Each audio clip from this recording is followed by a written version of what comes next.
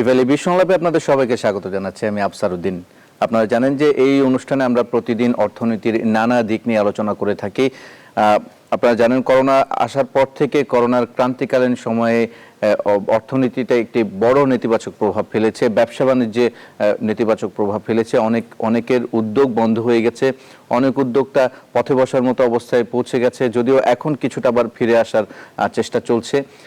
অনেক খাতই কিন্তু মোটামুটি বন্ধ হওয়ার পথে ছিল, এখন ফিরে আসার চেষ্টা চলছে। সবকিছু মিলিয়ে কিন্তু নেতিবাচক প্রভাবটা একদম চোখে পড়ার মতো ছিল সবগুলো খাতেই। তবে রেমিটেন্স প্রবাহের ক্ষেত্রে কিন্তু আমরা উল্টো চিত্র দেখেছি। রেমিটেন্সে আমরা ইতিবাচক প্রভাবই দেখেছি বেশি, এবং রেমিটেন্সের এই যে ফ্লো ছিল, সেই ধারা এখন পর্যন্ত আছে অব্যাহত, কিন্তু নতুন করোনার নতুন সময়ে আসলে নতুন করে শঙ্কা জাগাতে পারে। সবকিছু মিলিয়ে রেমিটেন্সে এখন পর্যন্ত আশা আছে। এই বিষয় নিয়ে আমরা আলোচনা করব। আমাদের সাথে আজ তিনজন অতিথি যুক্ত আছেন। আমাদের সাথে আছেন অর্থনীতিবিদ ডক্টর মনজুর হোসেন, আমাদের সাথে এই মুহূর্তে আছেন ডাচ বাংলা ব্যাংকের পরিচালক জনাব খোরশেদ আলম, এবং আমাদের সহকর্মী মালয়েশিয়া থেকে যুক্ত আছেন জনাব শাহাদাত হোসেন। আপনাদের তিনজনকে স্বাগত জানাচ্ছি আমাদের আজকের ইভ্যালি বিশ্বংলাপে। আমরা মূল আলোচনায় যাবার আগে আমাদের হাতে এই মুহূর্তে একটি প্রতিবেদন আছে। মূলত বাজারে আমরা দেখেছি যে পণ্যের আমদানি বেড়েছে, কিন্তু তারপরও দাম কমেনি। আর সবচেয়ে বড় কথা হচ্ছে সিন্ডিকেটের একটি ভয় আছে। এই বিষয় নিয়ে আমাদের হাতে একটি প্রতিবেদন আছে, আমরা প্রতিবেদনটাকে দেখে আসি। রমজানকে টার্গেট করে ছোলা, ডাল, চিনি, তেল ও বিভিন্ন জাতের মশলা আমদানি শুরু হয়েছে। চট্টগ্রাম বন্দর কর্তৃপক্ষ বলছে, গেল মাসের তুলনায় চলতি মাসে নিত্য পণ্যের আমদানি বেড়েছে কয়েক গুণ।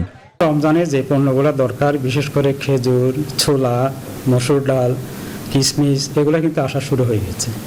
যদিও বিপুল আমদানির পরও প্রভাব পড়েনি ভোগ্যপণ্যের সবচেয়ে বড় পাইকারি বাজার খাতুনগঞ্জে। বাড়তির দিকে সব পণ্যের দাম, কারণ হিসেবে পাইকাররা দুষলেন আমদানিকারকদের।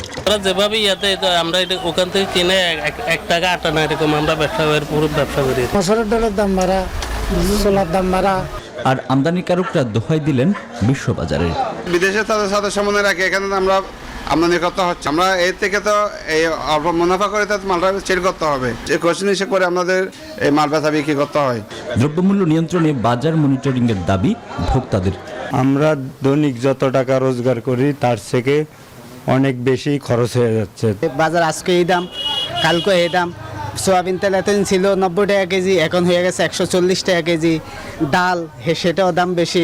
সরকার যদি এটা মনিটর না করে, আমরা নিম্ন আর মানুষগুলা অনেক বিপদে ফিরে যাব। এছাড়া রমজান শুরুর আগেই খোলা বাজারে টিসিবির বিক্রির পরিসর আরও বাড়ানোর দাবিও জানান তারা। Desk report, news 24। আমরা প্রতিবেদন দেখলাম, আলোচনায় ফিরবো। আমরা আমাদের সাথে তিনজন অতিথি যুক্ত আছেন, এর মধ্যে আমরা পরিচয় করিয়ে দিয়েছি। প্রথমে অর্থনীতিবিদ ডক্টর মনজুর হোসেন, আপনি আছেন আমাদের সাথে যুক্ত। আপনাকে দিয়ে শুরু করি। মূলত রেমিটেন্সের যেই ধারা, সেই ধারা আমাদেরকে অনেক বেশি আশা যোগায়, এবং এখন পর্যন্ত আশা করে যাব যে রেমিটেন্সের যে প্রবাহ আছে সেই প্রবাহটা থাকবে। কিন্তু প্রশ্ন থেকে যায় যে সব কিছুর ক্ষেত্রে যখন নেতিবাচক প্রভাব পড়ছিল, তখন রেমিটেন্সে আমরা বেশ ইতিবাচক প্রভাব দেখেছি, এবং সেই ধারা অব্যাহত দেখেছি এখন পর্যন্ত। তার পেছনে আসলে কোন ধরনের রহস্য কাজ করেছে, কোন ধরনের উদ্যোগগুলো কাজ করেছে, কি মনে করছেন আপনি? ধন্যবাদ। এ নিয়ে অনেক ধরনের বিশ্লেষণ আছে। রেমিটেন্স কেন এই সময় অনেকটা বাড়লো, একটা তো হচ্ছে ডেফিনেটলি যে আমাদের যারা ভাই বোনেরা বিদেশে চাকরি করেন, তারা ফ্যামিলিকে আরো সাপোর্ট দেওয়ার চেষ্টা করেছেন এই প্যান্ডেমিকের সময়, কঠিন সময়ের মধ্যে। সেটা একটা প্রক্রিয়া তো আছেই। দ্বিতীয় যেই ব্যাখ্যাটা দেওয়া হচ্ছে, একটা হচ্ছে যে বলা হচ্ছে যে আগে যেভাবে আনঅফিসিয়াল চ্যানেলেও অনেক রেমিটেন্স আসতো, যেহেতু প্যান্ডেমিকের কারণে আনঅফিসিয়াল চ্যানেলগুলোর বিশেষ করে হুন্ডির জায়গাটা বন্ধ হয়ে গেছে, সেই ক্ষেত্রে অফিসিয়াল চ্যানেলে অনেক বেশি এসেছে। হয়তো বা ওভারঅল অ্যাবসলিউট লেভেলে হয়তো বেশি আসেনি, কিন্তু অফিসিয়াল চ্যানেলে অনেক বেশি দেখা যাচ্ছে। এটা একটা। তৃতীয় আরেকটা বলা হচ্ছে যে সরকার যে 2% করে ক্যাশ ইনসেন্টিভ দিচ্ছে, সেটাও অনেককে উদ্বুদ্ধ করেছে অফিসিয়াল চ্যানেলে আগের থেকে বেশি পাঠানোর ক্ষেত্রে। তো সবগুলো যে ব্যাখ্যাই থাকুক না কেন, মূল কথা হচ্ছে যে আমরা অনেক বেশি রেমিটেন্স পেয়েছি এই সময়টা। শুধু আমরা না, আমাদের মতো অন্যান্য দেশগুলো, ফিলিপিন্স, পাকিস্তান, এইসব দেশগুলো রেমিটেন্স অনেক বেশি পেয়েছে এই সময়টাতে। এবং আরো একটা, আমি দু একজনের সাথে কথা বলতে আগে পার্সোনালি মানে ফিজিক্যালি কিছু টাকা পয়সা পাঠাতো, যে একজন আত্মীয় স্বজন যাচ্ছে তার মাধ্যমে পাঠাতো, সেগুলো কিন্তু ওই সময় বন্ধ ছিল। যার ফলে লোকজন যারা মাইগ্রেন্ট ওয়ার্কার্স আছেন তারা সবাই অফিসিয়াল চ্যানেলের উপর অনেক বেশি ভরসা করেছেন। তো সেদিকটা অত্যন্ত ভালো দিক, এতে কোনো সন্দেহ নেই। অফিসিয়ালি আসলে যেটা হয় যে সরকারের রিজার্ভ বাড়ছে, এবং সেই রিজার্ভের অর্থ আমরা হয়তো এই সময় খুব বেশি কাজে লাগাতে পারছি না, যেহেতু আমাদের আমদানি তেমন বাড়েনি। কিন্তু এট দ্য সেম টাইম যেটা হয়েছে যে সরকারের হাতকে কিন্তু অনেক শক্তিশালী করেছে, যাতে করে এক্সটার্নাল কোনো শক আসলে অ্যাটলিস্ট আমাদের 43 বিলিয়নের রিজার্ভ আছে, সেটা আমরা ম্যানেজ করতে পারবো এই সময়ের মধ্যে। সরকারি কিছু ইন্টারন্যাশনাল পেমেন্ট থাকলে সেগুলোও করা যাবে। সেটা এক্সটার্নাল সেক্টরের জন্য এটা একটা ভালো দিক অর্থনীতির। অন্যদিকে যে রেমিটেন্স গুলো এসেছে সেগুলো দিয়ে তো ডেফিনেটলি যারা আত্মীয় স্বজন আছে এখানে, যাদের জন্য রেমিটেন্স পাঠানো হয়েছে, তারা এই ক্রাইসিস বা সংকট মুহূর্তকে মোকাবিলা করেছেন। দেশের তাদের কনজাম্পশন স্পেন্ডিংটাও বেড়েছে আশা করা যায় এই সময়তে। তো ওভারঅল রেমিটেন্সের একটা পজিটিভ দিকই আমি দেখি, এবং সেটা যে কারণেই আসুক অফিসিয়াল চ্যানেলে, কিন্তু আসল কথা হচ্ছে যে রেমিটেন্সটা এসেছে আমাদের কাছে। জি, অনেক ধন্যবাদ। আমাদের সাথে জনাব খোরশেদ আলম আছেন, আপনার কাছে যাব। মূলত জনাব মঞ্জুর হোসেন যেটি বলছিলেন যে 2% ইনসেন্টিভের পর থেকে কিন্তু প্রবাহটা বেড়েছে, এবং করোনার কারণে মানুষ কিন্তু ইনফর্মাল যে চ্যানেলগুলো ছিল সেগুলো বাদ দিয়ে ফর্মাল চ্যানেলে বা বৈধ পথে রেমিটেন্স পাঠাচ্ছে। এই যে 2% ইনসেন্টিভটার আসলে কেমন প্রভাব ফেলেছে বৈধ পথে রেমিটেন্স আসার ক্ষেত্রে? আরেকটি প্রশ্ন আপনার কাছে রাখতে চাই যে বৈধ পথে আসলে টাকা পাঠানোর ক্ষেত্রে কোন ধরনের ভীতিগুলো আসলে কাজ করে যারা রেমিটেন্স যোদ্ধা আছে তাদের মধ্যে, কেন তারা বৈধ পথে পাঠাতে চান না, এই বিষয়টি উল্লেখ করবেন। ধন্যবাদ আপনাকে। এখন এখানে আগের বক্তা যে কথা বলে গেছেন আমি ওনার সঙ্গে একমত, উনি যে কথা বলেছেন এটা সঠিক। এখন আপনি যে প্রশ্ন করেছেন সেখানে হলো যে বৈধ পথে আসার যে বাধাগুলো আছে সেগুলো হলো কি যে আমাদের ধরেন যেসব শ্রমিক বা শ্রমিক ভাইয়েরা যারা বিদেশে আছেন তারা হয় কি যে আপনার অল্প টাকা মনে করেন $2,000 বা $3,000 নিয়ে তারা ব্যাংকে গিয়ে যে সময়টা দিতে হবে এটা হলো তাদের জন্য মূল্যবান সময় নষ্ট হয়, কারণ তারা যে কাজটা করে কাজের উপরই তারা মূল্য পায়। এখন যদি তারা ব্যাংকে গিয়ে ব্যাংক চ্যানেলে গিয়ে বসে থাকে টাকার জন্য দেওয়ার জন্য, তখন কিন্তু তাদের অনেক সময় নষ্ট হয়। যেটা আমি আগে একবার বলেছিলাম যে প্রতিটা যেসব এলাকায় বাংলাদেশিদের অবস্থান আছে সেসব এলাকায় কিছু বুথ করার জন্য আপনারা হয়তো শুনেছেন, যাতে বুথ করলে তারা এলাকা ভিত্তিক বুথে টাকাটা জমা দিতে পারে, তাহলে আরো এটা বাড়তো। দ্বিতীয়ত হলো যে এই প্রস্তাবটা কিন্তু এই যে প্রস্তাবটা এটা কিন্তু আমারই দেওয়া ছিল সরকারের কাছে 2% দেওয়ার জন্য। যখন আমি দেখতেছিলাম যে আপনার কমতি ছিল, রিজার্ভ কমতি ছিল, এখন বেশ রিজার্ভ ভালো হয়েছে, কিন্তু সামনের দিকে এখন আমার একটু মানে চিন্তার বিষয় হলো যে রিজার্ভ গুলো আমাদের এসেছে বা যে ফান্ড এসেছে ধরেন বিগত লাস্ট ইয়ারতে দেখা যায় 37% ওয়াইজ আর্নারের ইটা বেড়েছে, কিন্তু এইটা সামনে আমার মনে হচ্ছে যে একটু কম হবে, কারণ হচ্ছে তারা কিন্তু টাকা ভয় আতঙ্কে টাকা কিন্তু পাঠাই দিয়েছিলেন। এখন কিন্তু তাদের কাছে ওরকম ফান্ড রিজার্ভ হাতে আছে বলে আমার মনে হয় না। যাই হোক, এটা এখন আমরা অপেক্ষায় আছি দেখার জন্য। এবং বৈধ পথে যদি আরো সরকার বা বিদেশে যারা আছে বাংলাদেশি এমবিসি গুলো যদি আমাদের যে সব শ্রমিক ভাইরা আছে তাদের সঙ্গে যদি সহযোগিতা করে সহজভাবে পাঠানোর জন্য তাদের ব্যাংকিং চ্যানেল গুলাকে আরো সহজভাবে তারা এলাকা ভিত্তিক দিতে পারে, এই জিনিসটা করলে আমার মনে হয় আরো আপনি ভালো রেজাল্ট পাবেন। জি, অনেক ধন্যবাদ জনাব খোরশেদ আলম। এবং নিঃসন্দেহে 2% ইনসেন্টিভের যে বিষয়টি, সেই ইনসেন্টিভের কারণে আসলে রেমিটেন্সের প্রবাহটা অনেকটা বেড়েছে, এবং বৈধ পথে বিশেষ করে রেমিটেন্স আসার ক্ষেত্রে এটি ব্যাপক ভূমিকা রেখেছে। আমরা আমাদের সাথে মালয়েশিয়া থেকে আমাদের সহকর্মী শাহাদাত হোসেন আছেন। আমরা একটু রেমিটেন্স যোদ্ধা যারা আছেন তাদের বর্তমান অবস্থান সম্পর্কে একটু জানতে চাইবো। মালয়েশিয়ার বাজার সম্পর্কে বলবেন জনাব শাহাদাত হোসেন, এবং রেমিটেন্স যোদ্ধা যারা আছেন তারা কেমন আছেন, তাদের ফ্যাসিলিটির জায়গাটা আসলে কতটুকু নিশ্চিত হচ্ছে, এবং তাদের দাবিগুলো কি কি এই নতুন পরিস্থিতিতে করোনার এই ক্রান্তিকালীন সময়ে? ধন্যবাদ। কোভিড-19 অন্য সব দেশ থেকে অবশ্য মালয়েশিয়া শুরু থেকে একটু ভিন্ন ছিল প্রেক্ষাপটটা, বিশেষ করে অন্যান্য দেশ থেকে যেভাবে কোভিড আক্রান্তের সাথে সাথে তারা বিভিন্ন শ্রমিক ছাঁটাই হতো, মালয়েশিয়া এটি একদম ছিল না, এটি একটি ভালো একটি দিক ছিল। এর পাশাপাশি আপনার যে কোভিড এর কারণে মালয়েশিয়া কিন্তু তাদের যে অর্থনৈতিক যে জোন গুলো আছে তারা শুরু থেকেই তারা একটি বড় ধরনের একটি প্রণোদনা দিয়েছে, এবং এই অর্থনৈতিক যে মেইল ফ্যাক্টরি গুলো আছে বিশেষ করে যেসব সেক্টর গুলোতে বাংলাদেশের কর্মরত রয়েছে বিশেষ করে কনস্ট্রাকশন এবং ফ্যাক্টরিগুলোতে, এগুলো মোটামুটি তারা সচল রেখেছে। 2 থেকে 3 মাস লকডাউনের কারণে বন্ধ ছিল, মোটামুটি সচল ছিল মালয়েশিয়াতে, এটা বলা যায়। এর বাইরে যেটি হলো যে মালয়েশিয়াতে আপনি জানেন যে এই মালয়েশিয়াতে বর্তমানে যে অবৈধ যে অভিবাসীরা রয়েছে তাদেরকে বৈধকরণের একটি প্রক্রিয়া চলছে। এটির কারণে মালয়েশিয়াতে যেসব বাংলাদেশিরা রয়েছে এবং কনস্ট্রাকশন থেকে শুরু করে যেসব ফ্যাক্টরিগুলোতে অবৈধ অভিবাসীরা রয়েছে, তারা যদিও একজন অভিবাসী তারা বৈধ হতে গেলে বাংলাদেশি টাকা প্রায় 1 লক্ষ তারও অধিক টাকা লাগে, বাংলাদেশি টাকা। তো এই ক্ষেত্রে আমি মনে করি যে এই কার্যক্রমটা যখন শেষ হবে, এইসব শ্রমিকরা যখন বৈধকরণের আওতার মধ্যে পড়বে, তখন বাংলাদেশের যে রেমিটেন্সটা মালয়েশিয়ার এটা এই প্রভাবটা আরো বৃদ্ধি হবে। আর এর পাশাপাশি আরেকটা বিষয় রয়েছে যে বাংলাদেশের ছুটিতে যেসব অভিবাসী যেসব শ্রমিকরা রয়েছে বাংলাদেশি, এরা বিভিন্ন ফ্যাক্টরিতে বা বিভিন্ন জায়গায় তারা অনেক ম্যানেজার থেকে শুরু করে টিম লিডার থেকে শুরু করে ভালো ভালো পোস্টে ছিল এরা। তো এই ক্ষেত্রে এদের বড় একটি রেমিটেন্স কিন্তু মালয়েশিয়া থেকে নিয়মিত যেত। তো এরা না আসার কারণে এই রেমিটেন্সটা একটি স্থবির হয়ে রয়েছে। এবং আরেকটি বিষয় যেটি রয়েছে, আমরা আমাদের যে দূতাবাসকে ধন্যবাদ দিতে পারি, সেটা হলো যে এই করোনার ভিতরে তারা বিভিন্ন খাদ্য সহায়তা শুরু করে এগুলো দিয়েছে। এবং বর্তমানে যে পাসপোর্টের যে সংকটটি, আমরা নিউজ 24 এর মাধ্যমে আমরা বেশ কয়েকবার এই রিপোর্টটিও করেছি যে পাসপোর্ট সংকটের কারণে যে অবৈধরা যেতে বৈধ হতে পারবে না, এই কার্যক্রমটি তারা মূলত এই পর্যন্ত মালয়েশিয়ার খুব সুস্থভাবে তারা এই পাসপোর্টটা ডেলিভারি দিয়ে আসছে। গত 2 মাসে তারা 1 লক্ষের উপরে পাসপোর্ট দিয়ে আসছে।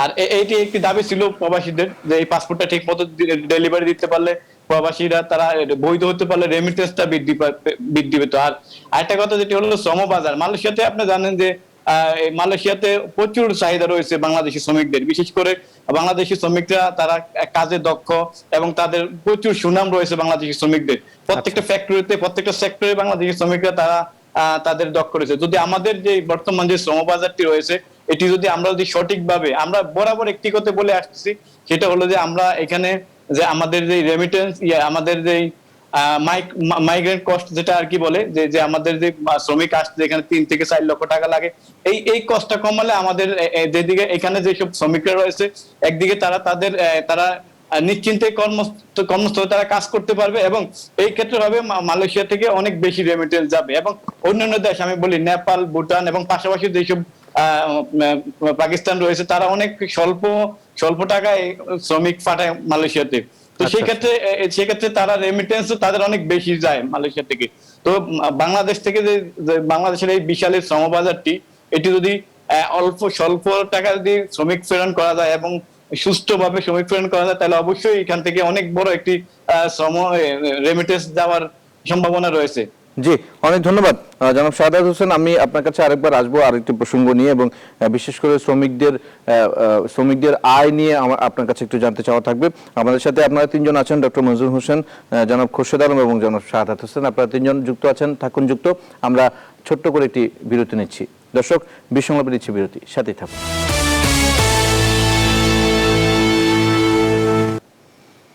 আবার স্বাগত। এবারে বিসংলাপে আমরা রেমিটেন্সে আসা এমন বিষয় নিয়ে আলোচনা করছি। আমাদের সাথে ডক্টর মঞ্জুর হোসেন আছেন জনাব শাহাদাত হোসেন এবং আমাদের সাথে আছেন জনাব খোরশেদ আলম। জনাব খোরশেদ আলম, আপনার কাছে এবার শুরু করতে চাই আপনাকে দিয়ে। মূলত আমরা যতটুকু জানতে পেরেছি, করোনা আঘাত হানার পর থেকে শ্রমিকদের উপরে ব্যাপকভাবে একটি প্রভাব ফেলেছে এবং অনেক শ্রমিক কিন্তু কাজ হারা হয়েছেন, অনেকে আগের কাজে ফিরে যেতে পারেননি এবং সবকিছু মিলিয়ে আসলে অনেকে কিন্তু নতুন করে কাজে যোগ দেওয়া তো দূরের কথা, কর্মক্ষেত্রে যেতে পারেনি এবং অনেকে দেশের বাইরে অবস্থান করছেন অনেক শ্রমিক, কিন্তু তার হাতে কোনো কাজ নেই। সেক্ষেত্রে এই যে আনুষঙ্গিক নানা বিষয় আছে শ্রমিকদের, এই বিষয়গুলোকে আমলে নিয়ে আসলে সমাধানের পথ বের করার জন্য কূটনৈতিক সম্পর্ক কতটা জোরদার করা দরকার এবং সেক্ষেত্রে বাংলাদেশের পক্ষ থেকে কতটুকু উদ্যোগ নেওয়া দরকার, কি উদ্যোগ নেওয়া দরকার, কি মনে করছেন? আপনি যে প্রশ্ন বলেছেন এটা একদম সঠিক। বর্তমান অবস্থায় যেসব শ্রমিকরা বাংলাদেশে এসেছেন করোনার সময়, যখন নাকি তারা ওইখানে কোনো কাজকর্ম তাদের মানে অচল ছিল, তখন কিন্তু তারা দেশে চলে আসছিলেন এবং এখান থেকে আপনারা অনেকে দেখেছেন তারা কিন্তু রীতিমতো আমার মনে হয় ম্যাক্সিমাম 30 to 35% লোক যেতে পেরেছে যারা এসেছিল, আর 40% বা 60% মতো লোক কিন্তু এখনো দেশে রয়ে গেছে। তারা কিন্তু এখনো যাবার জন্য খুব চিন্তা ভাবনা করতেছে কিভাবে যাবে। এখন 1 নম্বর হলো যে বিদেশে যেখানে যাবে সেখানে কর্মসংস্থান তাদের খোলা হয়েছে কিনা, এটা 1 নম্বর প্রশ্ন আছে। দ্বিতীয়ত হলো যে হ্যাঁ, যাওয়ার জন্য যে আমাদের সরকার থেকে কিছু তাদেরকে ধরেন ইনসেন্টিভ দেওয়া দরকার, তাদের টিকিটের জন্য টাকা দেওয়া দরকার, বা তাদের জন্য এখানে যে তারা আসছে তারা কিভাবে আসে, এখানে কষ্টে আসে, তাদের কর্মসংস্থানের ব্যবস্থা নাই, তারা এখানে কিন্তু বেকার অবস্থায় জীবনযাপন করতেছেন। এই ব্যাপারে সরকার আপাতত তাদেরকে কিছু ইনসেন্টিভ হিসাবে বা লোন হিসাবে তাদের কিন্তু কিছু ফাইন্যান্স করতে পারে, যাতে তাদের মনে সেই আগ্রহটা থাকে যে আমি বিদেশে গিয়েছিলাম, বিদেশে গিয়ে সরকারকে আমরা যেভাবে রেমিটেন্স দিয়েছি, এটার পরিণামে আমরা এখানে আমাদের দুরবস্থার সময় সরকার আমাদের হাত বাড়িয়ে দিয়েছেন। কিন্তু এখানে যে জিনিসটা দরকার সেটা হলো, আমি মনে করি যে আমাদের এমবিসি গুলার যেসব দায়িত্ব নেওয়া দরকার, তার ভিতরে সবচেয়ে সর্বপ্রথম দায়িত্ব নেওয়া দরকার হয়েছে যারা বিদেশে যাচ্ছেন তাদের প্রতিটার মোবাইল নাম্বার প্রতিটা এমবিসির কাছে সেই দেশে থাকা দরকার। কারণ হচ্ছে যে একটা শ্রমিক বাংলাদেশ থেকে গিয়েছেন, তারা কিন্তু আমাদের দেশে রিমিটেন্স পাঠাচ্ছেন, আমাদের অর্থনীতিকে তারা আরো মানে আপনার কি বলে বেগবান করতেছেন বা চাঙ্গা করতেছেন বা আরো স্ট্রং করতেছেন। কিন্তু তাদের দিকে আমরা যদি খেয়াল না রাখি, তারা বিদেশে গেলেন, যাওয়ার পরে এয়ারপোর্টে নামলেন, কোথায় গেলেন, চাকরি পেলেন কি পেলেন না, খাওয়া দাওয়া আছে কিনা, বাসস্থান আছে কিনা, কি হলো, এগুলো কিন্তু খবর রাখার মতো বা ই করার মতো কিন্তু আমাদের এখানে এখনো সিস্টেম হয় নাই কোন এমবিসিতে। এটা করতে পারে, যখনই এখান থেকে যাচ্ছেন তাদের যদি সেই নামার পরে তাদের যদি নাম্বারগুলো নেওয়া হয়, যদি একটা লোক যদি তাদের টেলিফোন করে তাদের কাছে জানতে চায় আপনাদের কি অবস্থায় আছেন, এমবিসি লোকজন টেলিফোন করে তাদের সহযোগিতা দিতে পারে। যাদের চাকরি নাই, ওখানে গেছে হয়তো চাকরি পায় নাই, তারা গিয়ে দেখেন, আমি দেখে আসছি কিছু কিছু লোক ইতালিতে আপনার কি বলে মিলান রেলওয়ে স্টেশনে বাইরে তারা ঘুমায় আছে। এবং আমি বললাম, জিজ্ঞেস করতেছিলাম যে কি ব্যাপার, বলে ভাই আমরা আসছিলাম তো চাকরির জন্য, এখন চাকরি নাই, না খেয়ে মরতেছি। তো এখন এগুলা কিন্তু আমাদের যারা অ্যাম্বাসেডর বা আমাদের যে ইগুলো আছে, অ্যাম্বাসেডর অফিসগুলো আছেন, তাদের কিন্তু খোঁজ নেওয়া দরকার যে আমার একটা বাংলাদেশি লোক কোথায় পড়ে আছেন, কিভাবে চলতেছেন, তার কি খাওয়া দাওয়া হচ্ছে কিনা, কিভাবে জীবনযাপন করতেছেন, এটা যদি দেখতে পারতো, এই খবরটা কিন্তু বাংলাদেশে চলে আসতো সাথে সাথে। যখনই একটা ছেলেকে আপনি ডাক দিবেন, আমি যখন একটা দেখা হয়, আমি একটা পেপার নিয়ে যাই, বিশ্বাস করবেন, একটা পেপার দিলে সে আমাকে গলায় জড়ায় ধরে, যারে আপনি আমার জন্য পেপার নিয়ে আসছেন, চিন্তা করেন। আর ওইখানে যদি তারা একটা অ্যাম্বাসেডর যদি বা এমবিসি লোক একটা যদি পিওনও যদি ফোন করে যে আপনি কষ্টে আছেন ভাই, কতদিন হয়েছে আসছেন, কোথায় বাড়ি, কি নেন দেন, ওরা অনেক সাহস পাবে। এই জিনিসটা আমাদের প্রতিটা এমবিসিকে বিভাগে একটা করে এরকম একটা মনিটরিং সিস্টেম খোলা দরকার, যেখানে তারা বাংলাদেশি যারা যাচ্ছেন, যে দেশি হোক, সৌদি আরব বলেন, মালয়েশিয়া বলেন, ব্রুনাই বলেন বা মালদ্বীপ বলেন, বা যেসব জায়গায় যাচ্ছে, এখন ইউরোপে তো এখন কম, আপনার কাজকর্ম খুবই কম, এখানে বা আমেরিকা তো কম, এসব জায়গায় যেগুলোতে এখন ফরেনার গুলো আসছে, কারেন্সি গুলো আসতেছে, ওইসব দেশে এই জিনিসগুলো করতে পারে। আর এটা অনেক ধন্যবাদ জনাব খুরশেদ আলম। মূলত সরকারিভাবে নীতিগত একটি সিদ্ধান্ত নিয়ে এমবাসিগুলোকে যদি চাপিয়ে দেওয়া হয়, তাহলে অবশ্যই এমবাসিগুলো এগুলো পালন করতেও বাধ্য থাকবে, এবং এগুলো করা কিন্তু তাদের দায়িত্বের মধ্যেই পড়ে। সবচেয়ে বড় কথা হচ্ছে এটা। আপনার কাছে আমি আরেকবার আসবো, এর আগে ডক্টর মঞ্জুর হোসেন আছেন। মূলত এই যে বিশাল একটি অর্থ বাংলাদেশে আসছে রেমিটেন্স হিসেবে, এবং প্রশ্ন থেকে যায় কতটুকু কাজে লাগছে রেমিটেন্স গুলো, এবং রেমিটেন্স কাজে লাগানোর যে ক্ষেত্রগুলো আছে সেখানে যথাযথভাবে কাজে লাগছে কিনা, অর্থনীতিকে যতটা সমৃদ্ধ করা দরকার ততটা সমৃদ্ধ হচ্ছে কিনা অর্থনীতি, এই বিষয়ে কি বলবেন জনাব মঞ্জুর হোসেন? না, রেমিটেন্স তো যে পরিমাণে আসছে এটা অবশ্যই পজিটিভ সাইড, এবং সেটা আপনি বোধহয় রিজার্ভের কথা বলতে যাচ্ছিলেন আমার মনে হয়। তো যেহেতু রেমিটেন্স সরকারি চ্যানেলে যখন আসে তখন রিজার্ভ বৃদ্ধি পেতে থাকে, সেই রিজার্ভটা জমা হচ্ছে, এবং সেটাই আমরা এক্সপোর্ট ইম্পোর্টে কাজে লাগাই বা অন্যান্য ক্যাপিটাল ফাইন্যান্সিং এ কাজে লাগাই, সেগুলো হয়ে থাকে। অন দি আদার সাইড যেটা হয় যে যারা রেমিটেন্স পাঠাচ্ছেন, সরকারের কোষাগারে তো ডলারটা জমা হচ্ছে, আমরা তাদেরকে টাকা দিয়ে দিচ্ছি, সেই টাকাটা নিয়ে তারা কিন্তু তাদের খাদ্য সামগ্রী, বাসস্থান, অন্যান্য ইনভেস্টমেন্ট, প্রোডাক্টিভিটি সেগুলো করছে। দেশীয় বাজারে সেদিক থেকে সুতরাং সেদিক থেকে এটা রেমিটেন্স আসলে দেখলে দুদিক থেকে কিন্তু দেশকে উপকৃত করে। একটা হচ্ছে যারা রেমিটেন্স ভোক্তা, তারা কিন্তু এটাকে কাজে লাগিয়ে তাদের দৈনন্দিন জীবন নির্বাহ করছে। অন্যদিকে ইভেন কেউ কেউ সেটাকে আরো একটু আরেক ধাপ এগিয়ে, যাদের অবস্থা ভালো, তারা এটা ইনভেস্টমেন্টে লাগাচ্ছে, বিজনেস করছে, সেদিক থেকে তো কোনো সন্দেহ নেই। আর রিজার্ভ যখন বাড়ে তখন এটাকে সবসময় যে রিজার্ভ বেশি হলে ভালো তা না, কিন্তু এই রিজার্ভটা মানে বাড়ার একটা কারণ হচ্ছে আমাদের এখন ইম্পোর্টটা এখন কম আছে আগের চাইতে, নর্মাল সময় চাইতে বেশ কিছু কম, ইম্পোর্টের গ্রোথটাও কমেছে। তো সেটা করোনার পরিস্থিতি উন্নতির সাথে সাথে আমি আশা করছি যে হয়তো আগামী 3-4 মাস জুনের এই পর পরিস্থিতি থেকে হয়তো পরিবর্তন আমাদের হয়ে ইম্পোর্ট যাবে। পরিবর্তন হবে এবং সেই ক্ষেত্রে আমরা এই রেমিটেন্সের কারণে যে রিজার্ভটা বেড়েছে সেটা আমরা ভালোভাবে প্রপারলি কাজে লাগাতে পারবো বলে আশা করছি। জি, আমি আরেকটি একই সাথে আরেকটি প্রশ্ন রাখতে চাই। রেমিটেন্স যদি মূলত রিজার্ভের যে জায়গাটা, যে অবস্থানটা এখন আছে, একটি প্রসঙ্গ বলছিলেন জনাব খুরশিদ আলম আমাদের বিরতিতে যাবার আগে, যে সামনে সেই ফ্লোটা কমে যেতে পারে। যদি কমে যায় তাহলে সেক্ষেত্রে কি কোনো ধরনের উদ্যোগ আগে থেকে নেওয়ার দরকার আছে কিনা, যাতে করে রিজার্ভে কোনো ধরনের ব্যালেন্স করতে সমস্যা না হয়? রিজার্ভ এখন যা আছে তাতে করে আমাদের মনে হয় এখন প্রায় 7-8 মাসের ইম্পোর্ট পেমেন্টের সমান রিজার্ভ আছে, বা একটু বেশি হতে পারে। সুতরাং এটা যথেষ্ট একটা ভালো অ্যামাউন্ট, যদিও বা ইন্ডিয়াতে আরো অনেক বেশি আছে বা যেসব দেশ আছে, কিন্তু যেটা তো সামনে কি হবে এখনো পুরোপুরি বোঝা যাচ্ছে না, যেহেতু একটা ভ্যাকসিন রোল আউট শুরু হয়েছে ওয়ার্ল্ড ওয়াইড এবং তার একটা পজিটিভ দিক হয়তো আসতে পারে আমাদের, বিশেষ করে মিডল ইস্টের কান্ট্রি গুলোতেও ভ্যাকসিন দেওয়া শুরু হয়েছে, আমাদের যেখানে সবচেয়ে বেশি মাইগ্রেন্ট ওয়ার্কার থাকে। এক্সপোর্ট মার্কেট যেগুলো আছে ইউএসএ, ইউকে, তারাও প্রচুর পরিমাণে ভ্যাকসিন দিচ্ছে। সুতরাং এই দিক থেকে আমার মনে হয় সামনের দিকটা ভ্যাকসিন যদি প্রপারলি কাজ করে তাহলে বিশ্ব অর্থনীতির অবস্থা যেমন ভালো হবে, আমরাও উপকৃত হবো। আর আমাদের দেশে তো ভ্যাকসিন রোল আউট ইতিমধ্যে হয়েছে, আমরা খুবই খুশি যে আসলে বাংলাদেশ এই মুহূর্তে ভ্যাকসিনের 11 পজিশনে আছে গতকাল পর্যন্ত যেটা আছে, সেটা একটা খুবই আনন্দের সংবাদ, যেখানে অনেক দেশ 130টার মতো দেশ এখনো ভ্যাকসিনই পায়নি, এবং আমি জাপানকে জানি, জাপানে এখনো সেভাবে শুরুই করতে পারেনি। তো এই সব কারণে আমাদের অর্থনীতির যে সুবিধাটা নেওয়ার সেই সুযোগটা তৈরি হয়েছে, এবং সেই জায়গাটা বেশি গুরুত্ব দিয়ে আমাদের, যেটা একটু আগে আলোচনা হচ্ছে যে আমাদের এমবাসি গুলোকে ইকোনমিক ডিপ্লোমেসিতে আরো এগিয়ে যাওয়া দরকার, এবং যে কথাটা খুবই গুরুত্বপূর্ণ, এই রেমিটেন্স যোদ্ধা যারা বলি আমরা, মাইগ্রেন্ট ওয়ার্কার, তাদেরকে যেটা আমরা আশা করেছিলাম সরকারের পক্ষ থেকে, যে স্টিমুলাস প্যাকেজের আওতায় আসলে তাদেরকে ওয়ান টাইম গ্রান্ট দেওয়ার যদি ব্যবস্থা করা যেত তাহলে খুবই ভালো হতো। আমি আমার নিজের আত্মীয় স্বজন জানি, দুই একটা বিদেশ থেকে চলে আসছিল, তারা যাওয়ার সময় টিকিট কাটার সুযোগ পায়নি, তাদের হাতে টাকা ছিল বিভিন্ন জায়গা থেকে ধার করে নিয়েছে, সেগুলো যে ব্যাংকের মাধ্যমে হতো, সরকারের গ্রান্টের মাধ্যমে দেওয়া যেত, তাহলে এটা অর্থনীতিতে আরো পজিটিভ একটা ইম্প্যাক্ট ফেলতে পারতো। তো এখনো সময় আছে, আমার মনে হয় যারা এখনো কষ্টে আছে, দেশে এসে যেতে পারছে না, তাদেরকে যদি একটা ওয়ান টাইম গ্রান্ট বা ওয়ান টাইম লোন সহজ শর্তে যদি দেওয়া যায় তাহলে এটা আরো ভালো হবে, এবং সেটা আলটিমেটলি দেশের উন্নয়নে কাজ করবে। জি, অনেক ধন্যবাদ।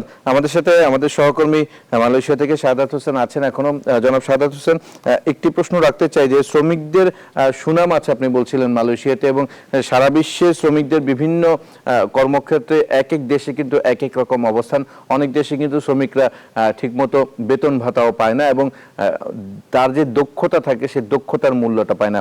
মালয়েশিয়ার চিত্রটা বলবেন যে মূলত দক্ষতার মূল্য কতটুকু আছে, যদি মূল্য থেকে থাকে কোন ধরনের দক্ষতার মূল্য সবচেয়ে বেশি, সে ধরনের জনসংখ্যা বা সে ধরনের রেমিটেন্স যোদ্ধা বাংলাদেশ থেকে যাচ্ছে কিনা, না গেলে কি করণীয়, ছোট্ট করে বলবেন। ধন্যবাদ। মালয়েশিয়াতে আপনার মালয়েশিয়াতে বিশেষ করে দুইটি সেক্টরে সবচেয়ে বেশি বাংলাদেশি কর্মরত, একটি কনস্ট্রাকশন আর একটি ফ্যাক্টরি, এই দুটি সেক্টরে সবচেয়ে বেশি। এর পাশাপাশি মালয়েশিয়াতে স্টুডেন্ট থেকে শুরু করে মালয়েশিয়ায় ইঞ্জিনিয়ার, ডাক্তার বিভিন্ন কর্মরত রয়েছে, তবে সবচেয়ে এই দুটি সেক্টরে সবচেয়ে বেশি বাংলাদেশি রয়েছে।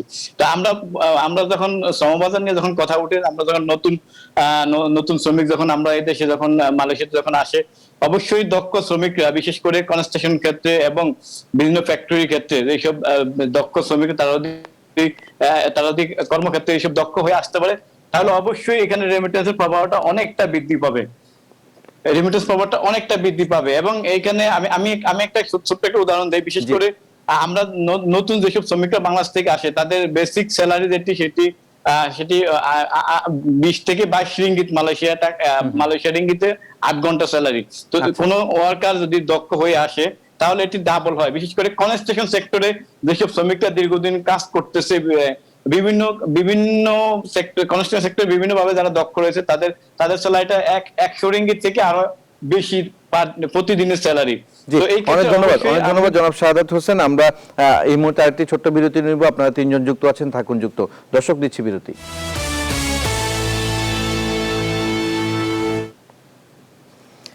একবার স্বাগত এই ভ্যালি বিশ্ব সংলাপে রেমিটেন্সে আসা এই বিষয় নিয়ে আমরা আলোচনা করছি। আমাদের সাথে তিনজন অতিথি যুক্ত আছেন। আমাদের সাথে আছেন ডক্টর মনজুর হোসেন, অর্থনীতিবিদ। আমার সাথে ডাচ বাংলা ব্যাংকের পরিচালক জনাব খোরশেদ আলম আছেন। আমাদের সাথে আছেন মালয়েশিয়া থেকে আমাদের সহকর্মী শাহাদাত হোসেন। জনাব শাহাদাত, আপনার কাছে যাব, খুব ছোট্ট করে একটু বলবেন যে নতুন শ্রমিক নেওয়ার ক্ষেত্রে আসলে দূতাবাসগুলোর কোনো ধরনের ভূমিকা থাকতে পারে কিনা, তারা কি ধরনের ভূমিকা রাখতে পারে নতুন শ্রমিক নেওয়ার ক্ষেত্রে, ছোট্ট করে বলবেন। ধন্যবাদ। অবশ্যই এখানে দূতাবাসের অনেক বড় একটি ভূমিকা রয়েছে, বিশেষ করে আমাদের যেই সব সেক্টরগুলোতে শ্রমিক বেশি প্রয়োজন, দূতাবাস থেকে বাংলাদেশের যে সংশ্লিষ্ট মন্ত্রণালয় ওইসব সেক্টরগুলোতে কারিগরি শিক্ষা সহ ওইসব শ্রমিকদেরকে যদি দক্ষ করে নিয়ে আসতে পারে, তাহলে অবশ্যই এখানে আমরা রেমিটেন্স প্রবাহটা অনেক বেশি বৃদ্ধি পাবো। এটি অবশ্যই দূতাবাস করতে পারে। আর বিশেষ করে সংশ্লিষ্ট যেসব মন্ত্রণালয়গুলো আছে এইসব মন্ত্রণালয়ের সাথে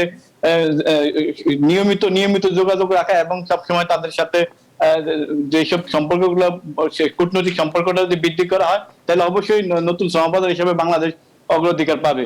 তো এখানে আমরা বলি যে বাংলাদেশ ইতিমধ্যে সোর্স কান্ট্রি হিসেবে অন্তর্ভুক্ত হয়েছে, যে মালয়েশিয়াতে যে কয়টি সোর্স কান্ট্রি রয়েছে তার মধ্যে অন্যতম বাংলাদেশ।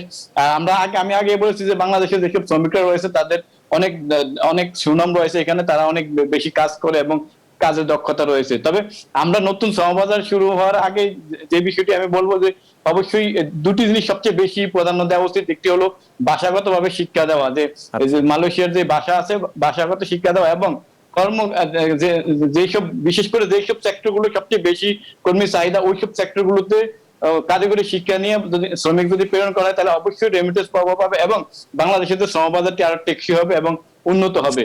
আমি এর পাশাপাশি আরেকটি বলবো যে মালয়েশিয়ার যে বর্তমান যেসব প্রায় 20,000 উপরে শ্রমিক যারা দেশে ছুটিতে আটকা পড়ে রয়েছে, তাদেরকে শ্রমবাজারের পাশাপাশি এইসব শ্রমিকরা এরা দীর্ঘদিন মালয়েশিয়াতে কর্মরত থাকার পরে এরা একটি দক্ষতা অর্জন করেছে কর্মক্ষেত্রে, ভাষা ক্ষেত্রে।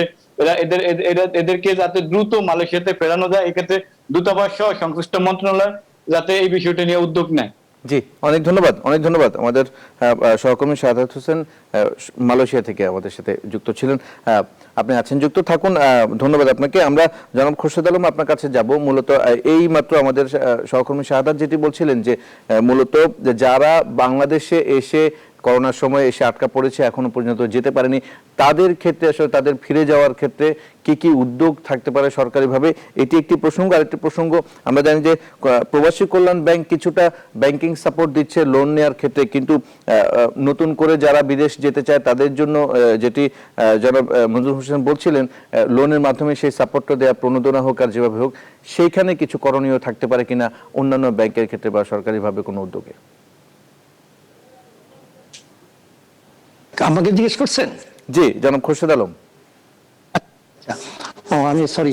আচ্ছা, তো এখন হলো যে আপনি যে কথাটা আমি একটু আগের একটা প্রসঙ্গ বলতে পারি একটু। আপনি যে প্রশ্ন করেছিলেন যে আমাদের রিজার্ভের যে টাকা যেটা আমাদের জমা হয়েছে, এই ক্ষেত্রে আমার একটু কথা বলতে চেয়েছিলাম। সেটা হলো যে আমাদের যে ফরেন কারেন্সি রিজার্ভ জমা হয়েছে, অ্যাকচুয়ালি এই রিজার্ভে কিন্তু যদি আমরা অন্য ক্ষেত্রে ইউটিলাইজ করতে না পারি, তাহলে কিন্তু আমাদের কোনো লাভ নাই। এই যে ডলারটা আপনি রেখেছেন, এটাতে কিন্তু আপনার কোনো বেনিফিট নাই। এখানে আপনি 3 মাসের জন্য রেখে বাকিটা কিন্তু আপনি রিফাইন্যান্সিং করতে পারেন। যেসব ক্ষেত্রে বাংলাদেশ থেকে ইনপুট করতে হয় যেসব প্রোডাক্টগুলা ভ্যালু এডিশন করার জন্য, ওইসব প্রোডাক্টের জন্য আপনি রিফাইন্যান্সিং করতে পারেন। গার্মেন্টস এর ক্ষেত্রে হতে পারে, টেক্সটাইলের ক্ষেত্রে পারে, লেদার ক্ষেত্রে হতে পারে। ওটা যদি আপনি স্বল্প 2%, 3% ইন্টারেস্ট দেন, তাতে কিন্তু গভর্নমেন্টের লাভ হবে। 3 মাসের জন্য রিজার্ভ রেখে বাকি টাকাটা আপনি শর্ট টার্ম 2 বছর, 3 বছর, 4 বছরের জন্য কিন্তু এগুলো আপনি ইনভেস্ট করতে পারেন। তাতে দেশের উন্নয়ন হবে এবং ভ্যালু এডিশন বাড়বে, এবং যে আপনার এক্সপোর্টের জন্য যে টাকাটা চলে যায় সেটা কিন্তু অনেকটা কমে আরো রিজার্ভ বাড়ার সম্ভাবনা থাকবে এই ক্ষেত্রে। আচ্ছা, এখন আপনি বলছিলেন যে আবার যদি একটু কাইন্ডলি বলেন, পরে কথাটা আমি শুনতে পাইনি ঠিক মতো। আপনি যেটা প্রশ্ন করেছিলেন একদম ছোট্ট করে একটু যোগ করবেন, একদম ছোট্ট করে, যে প্রবাসী কল্যাণ ব্যাংক যেরকম সাপোর্টটা দিয়ে যাচ্ছে, এর বাইরে আসলে যারা বিদেশ যেতে ইচ্ছুক তাদের জন্য সরকারিভাবে হোক বা প্রণোদনার মাধ্যমে হোক কোনো ধরনের আর্থিক সাপোর্ট দেয়া সম্ভব কিনা, যদি সম্ভব হয় সেটা কি উদ্যোগ হতে পারে, ছোট্ট করে বলবেন। না, এটা তো বোধহয় আমার জানা মতে সরকারের এরকম বোধহয় একটা আছে কিছু, যারা বিদেশে যাচ্ছে তাদের বোধহয় লোন দেওয়া হয় অথবা কোনো একটা ফান্ড বোধহয় দেওয়া হয়, এরকম আমি শুনেছি। এটা আমি 100% কনফার্ম না। তবে যারা যেতে চায় তাদের অবশ্যই ধরেন যদি তাদের জন্য 3 মাসের তার মতো চলার জন্য, তার সংসারে চলার মতো এরকম একটা ফান্ড দিয়ে দেওয়া হয়, এবং তারা বিদেশে গেলে এই টাকাটা আর্ন করে, আমার মনে হয় তারা ফেরত দিবে। এটা স্বল্প ইয়েতে, মানে মেয়াদি, মনে করেন 6 মাস বা 1 বছরের জন্য দেওয়া যেতে পারে, এবং ইন্টারেস্ট মনে করেন এটা 5%, 4% এরকম ভাবে দিলে আমার মনে হয় এরা উপকৃত হবে। জি, অনেক ধন্যবাদ। আমাদের সাথে ডক্টর মঞ্জুর হোসেন আপনি আছেন, আপনার কাছে একটিবার যেতে চাই। বেশ কিছু প্রসঙ্গ ছোট ছোট করে আপনি উত্তর দিলে চলবে। একটি বিষয় হচ্ছে দক্ষতার বিষয়ে, কিন্তু সবাই একমত যে দক্ষ জনবল বাহিরে গেলে তার রেমিটেন্স হিসেবে যে অর্থটি তিনি পাঠান সেটির পরিমাণও বাড়ে, কারণ তার ওয়েজেস বাড়ছে। সেক্ষেত্রে প্রশিক্ষণ একটি বড় বিষয়। প্রশিক্ষণের ক্ষেত্রে আসলে আমাদের বাংলাদেশে প্রশিক্ষণের পর্যায়টা আসলে কতটুকু আপ টু মার্ক আছে, বিশেষ করে প্রশিক্ষক যারা আছেন তাদের দক্ষতার জায়গাটা যদি একটু বিবেচনা করেন। আর দ্বিতীয় বিষয়টি হচ্ছে আমাদের কান্ট্রি ওয়াইজ যে গবেষণা দরকার, যে কোন দেশে কোন স্কিলটা দরকার, কোন লেবারটা দরকার, সেই গবেষণার জায়গাটা আসলে কতটুকু স্ট্রং আছে, কতটুকু শুরু হয়েছে, কি মনে করছেন আপনি? ধন্যবাদ আপনাকে। খুব গুরুত্বপূর্ণ একটা বিষয় তুলে ধরেছেন। একটা হচ্ছে যে দক্ষতার উন্নয়নের তো কোনো শেষ নেই। একটা হচ্ছে যে আমি যারা যাচ্ছে তাদেরকে যে খারাপ করছে তা বলবো না, কারণ হচ্ছে যে আমরা যেসব লোকেরা যাচ্ছে তারা যদি না যেত তাহলে তারা কিন্তু আনস্কিল লোক হিসেবে দেশে থেকে যেত। শুধু একটা এমপ্লয়মেন্ট ক্রিয়েশন হচ্ছে, আমি পজিটিভ ভাবেই দেখি। এখন এর পরে যদি আমরা আরো স্কিল এমপ্লয়ি যদি পাঠাতে পারি সেটা তো ডেফিনেটলি ভালো। এখন দেশের যে স্কিল ডেভেলপমেন্ট প্রোগ্রাম গুলো আছে, পলিটেকনিক আছে, বিভিন্ন জায়গায় আছে, এখন সেটা হচ্ছে যে আমরা যেটা বলি যে কান্ট্রি নিডস বেসিস করাটা কতটুকু সম্ভব সেটা অবশ্য খুব গুরুত্বপূর্ণ বিষয়। সেই ধরনের গবেষণা কান্ট্রি ওয়াইজ হচ্ছে বলে আমার মনে হয়। সেক্ষেত্রে আমাদের দূতাবাস গুলো হয়তো একটা ভূমিকা রাখতে পারে যে কোথায় কি ধরনের নিডস আছে, প্রয়োজন আছে সে ধরনের শ্রমিকদের দেওয়ার জন্য। তো সরকার তো কিছু পদক্ষেপ নিচ্ছে। এখন কথা হলো যে আপনি যদি ব্যক্তিগতভাবে উদ্যোগী হয়ে যদি আপনি নিজের স্কিল নিজে ডেভেলপ না করেন, আপনি যদি শিক্ষিত না হন, সেই জায়গাতে খুব বেশি আগানো যাবে না।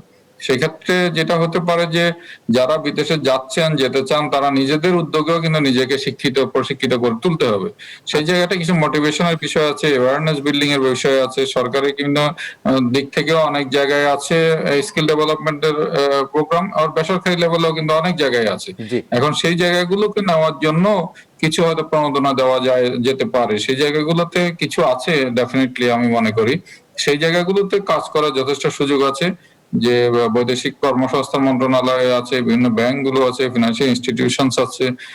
মোট কথা হলো যে প্রশিক্ষিত জনগোষ্ঠীর কোনো বিকল্প নেই, এখন সেটা দেশের জন্য হোক বিদেশের জন্য হোক, সেই জায়গায় অনেক বেশি আরো ফোকাস করা দরকার। জি, অনেক ধন্যবাদ। আমরা একদম অনুষ্ঠানের শেষ প্রান্তে, জনাব খোরশেদ আলম, যদি আপনি এই প্রশিক্ষণ বিষয়ে কিছু অ্যাড করতে চান।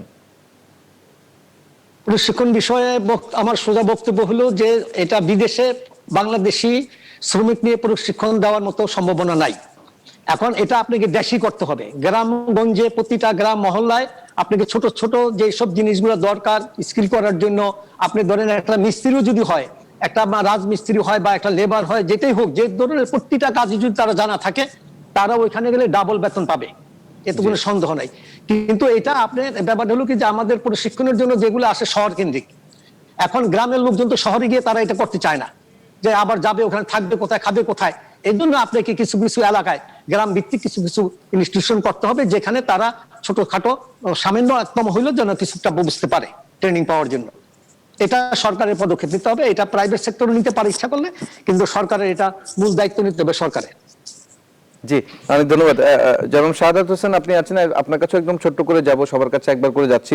মূলত যারা বাইরে যাচ্ছে, স্কিলনেস নেই কিন্তু বাইরে যাচ্ছে, বাইরে যাওয়ার পর তাদের স্কিলনেস বাড়ানোর ক্ষেত্রে কতটা সুযোগ থাকে, ছোট্ট করে বলবেন। বিশেষ করে আপনি যেটা বলেন, তাহলে অবশ্যই এখানে সবচেয়ে মালয়েশিয়াতে যে সেক্টর গুলো রয়েছে, আমি আগে বলছি যে কনস্ট্রাকশন এবং ফ্যাক্টরি গুলোতে, এগুলোতে প্রথম যারা আসছে তারা একদম শুরু থেকেই যদি কোনো দক্ষ না নিয়ে আসে, তাহলে তারা একদম তাদের বেতন থাকে একদম লো, এবং তাদের এই 1 থেকে 1.5 বছর প্রায় চলে যায় তারা এই কাজ শিখতে। তো এই ক্ষেত্রে যে তারা যে সমমানে যে যাদের কর্মদক্ষতা আছে তাদের পাশাপাশি বেতন নিয়ে আসে, তাদের 1 থেকে 1.5 বছর বা 2 বছর এরকম সময় লেগে যায় তারা ওই পর্যায়ে চলে যেতে।